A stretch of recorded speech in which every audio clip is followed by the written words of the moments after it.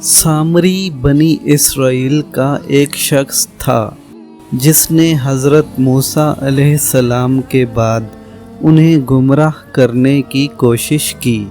جب حضرت موسیٰ علیہ السلام طور سینا پر گئے اللہ تعالیٰ سے ملاقات کے سلسلے میں، تو پیچھے سے سامری نے لوگوں کو گائے کے بچڑے کی پوجا کرنے پر آمادہ کر دیا۔ اس نے بنی اسرائیل سے سونا پیتل لیا اور اس کو پگھلا کر گائے کے بچڑے کی شکل کا ایک بت بنا دیا اور اسے خدا کہہ کر پوجنے لگے۔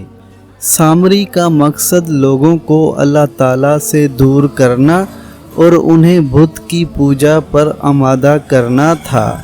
جب حضرت موسیٰ علیہ السلام واپس آئے تو انہوں نے سامری کی اس حرکت پر سخت ناراضگی کا اظہار کیا اور اللہ تعالیٰ نے بھی سامری اور بنی اسرائیل کو سخت سزا دی۔ یہ قصہ ہمیں یہ سبق دیتا ہے کہ ہمیں ہمیشہ اللہ تعالیٰ کی اطاعت کرنی چاہیے۔ کسی بھی شخص کی بات پر اندھا دھند یقین نہیں کرنا چاہیے۔ ہمیں ہمیشہ حق کی طرف چلنا چاہیے۔ اگر آپ اس قصے کے بارے میں مزید جاننا چاہتے ہیں تو آپ قرآن مجید کی سورہ طٰ اور سورہ اعراف کا مطالعہ کر سکتے ہیں۔ شکریہ۔